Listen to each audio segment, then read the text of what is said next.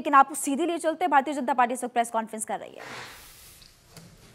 मित्रों, लोकसभा चुनाव की प्रक्रिया जो आगे बढ़ती जा रही है, त्यों अपनी हार को निश्चय देखते हुए इंडी गठबंधन के नेताओं की निराशा, हताशा और कुंठा इस तथाकथित मोहब्बत की दुकान के अंदर से एक जहरीली जुबान के रूप में सामने आती जा रही है। पहले भी प्रधानमंत्री श्री नरेंद्र मोदी जी के प्रति एहसास कमतरी यानी इंफीरियरिटी कॉम्प्लेक्स, ईर्ष्या और ग्लानि के कारण अनेक प्रकार के आपत्तिजनक, अभद्र, निंदनीय बयान दिए गए। परंतु अब ऐसा प्रतीत होता है कि इस तथाकथित मोहब्बत की दुकान में सिर्फ जहरीले सामान ही नहीं है, यह किसी सियासी फरमान का हिस्सा है। मतलब there is a possibility of a political dictate which is being given from the top to carry on giving these type of dastardly statements,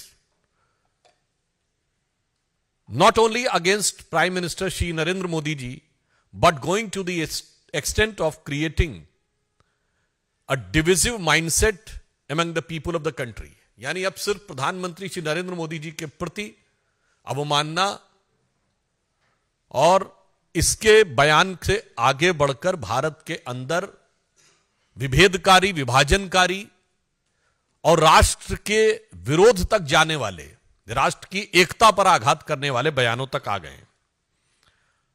और कई बार ये लोग किस प्रकार का ज्ञान देते हैं, यही समझ से परे है।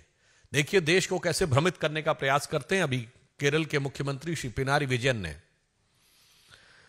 सीए के ऊपर बोलते बोलते एक बहुत विचित्र बयान दिया। यह बयान जितना विचित्र है उतना ही स्पष्ट इसकी मानसिकता है। उन्होंने कहा कि भारत माता की जय और जय हिंद के नारे पहले 2 मुसलमानों ने लगाए थे, इसलिए क्या इस नारे को त्याग देंगे? पहली विभाजनकारी मानसिकता यही है कि यह भारत माता की जय और जय हिंद के नारे एक भारतीय ने लगाए, यह नहीं दिखाई पड़ता है, उसमें हिंदू और मुसलमान दिखाई पड़ता है। दूसरी बात,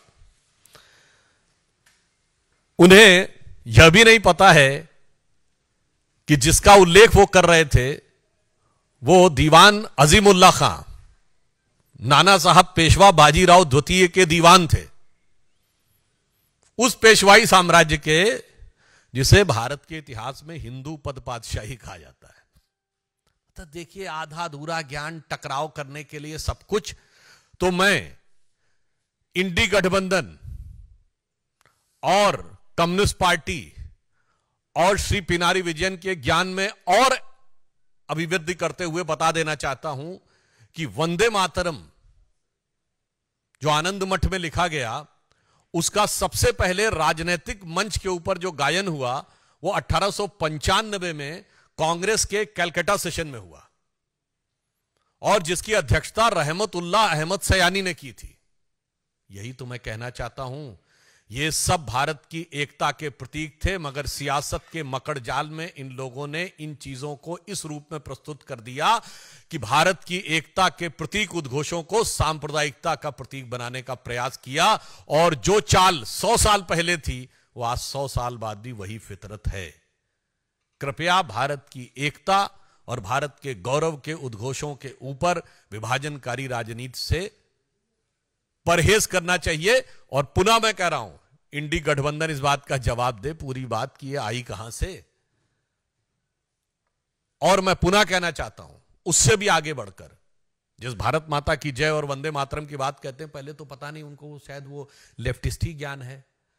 अरे भाई, ऋग्वेद के पृथ्वी सूक्त में लिखा हुआ माता भूमि पुत्रो हम पृथिव्या, ये धरती हमारी माता है, ये देश हमारी माता है और हम इसके पुत्र हैं। गीता भी माता है, गंगा भी माता है, गौ भी माता है, भारत भी माता है, धरती भी माता है, मगर कम्युनिस्टों को उसमें कुछ और नजर आता है। तो इसलिए अब यह सवाल स्वाभाविक रूप से बन जाता है कि इंडी गठबंधन के नेतृत्व के लोग इस बात का जवाब दें। अब आप आइए दूसरे राज्य पे। तमिलनाडु के मुख्यमंत्री एमके स्टालिन साहब ये कहते हैं कि तमिलनाडु के लोगों को उनके लिए वोट करना चाहिए और प्रधानमंत्री श्री नरेंद्र मोदी जी के प्रति उनके मन में, अब तो मैं ये भी कहूंगा, सिर्फ अवमानना नहीं है, असुरक्षा का भाव आ गया है। I want to make it very clear that now the statement of Sri M.K. Stalin, who is trying to portray that Sri Narendra Modi ji is not working to the interest of Tamil Nadu people, is derived not only from the motive of having disrespect towards Prime Minister, but rather than it signifies a sense of insecurity in him. Because at present, Prime Minister Shri Narendra Modi is the most popular leader even in Tamil Nadu. और मैं fact के रूप में बता देना चाहता हूं, भारत के इतिहास में पहली बार ऐसा हुआ है। मैं पूछना चाहता हूं, प्रधानमंत्री जी ने अभी काशी में एक माह पूर्व तमिल में जो बोला था उसे एआई के जरिए सीधे तमिल में ट्रांसलेट किया गया। मैं विनम्रता और चुनौती से डीएमके से पूछना चाहता हूं कि आज तक कभी किसी भारत के प्रधानमंत्री की स्पीच रियल टाइम में जो हिंदी भाषी क्षेत्र में दी गई हो, तमिलनाडु में नहीं, हिंदी भाषी क्षेत्र में दी गई स्पीच तमिल में ट्रांसलेट की गई है? अगर की गई हो तो बता दें। यह प्रधानमंत्री जी की राष्ट्रीय एकात्मता के प्रति भाव का प्रतीक है। क्या काशी तमिल संगम और सौराष्ट्र तमिल संगम कभी हुआ? आज भारत की राजधानी दिल्ली में गौरव का प्रतीक जिसमें G20 हुआ, उस भारत मंडपम के बाहर नटराज की जो मूर्ति लगी है, यह तो तंजावुर की से निकली हुई नटराज की वह मूर्ति है जिसे तमिल संस्कृति में सबसे गौरव का प्रतीक माना जाता है। इसलिए मैं कहना चाह रहा हूं कि आज आप भी चाहें तो नमो ऐप पे जाके चेक भी कर सकते हैं, सभी भारतीय भाषाओं में रियल टाइम ट्रांसलेशन उनकी स्पीच का अवेलेबल है। भारतीय भाषाओं के प्रति जो सम्मान और उनके विकास के लिए जो कार्य प्रधानमंत्री मोदी जी ने किया है, शायद ये इन नेताओं के मन में असुरक्षा का भाव उत्पन्न करता जा रहा है। तो बीजेपी प्रवक्ता सुधांशु त्रिवेदी को आप सुन रहे थे, कहते हुए नजर आए कि INDI गठबंधन के जो नेता है वो नफरत फैलाने की कोशिश करते हैं।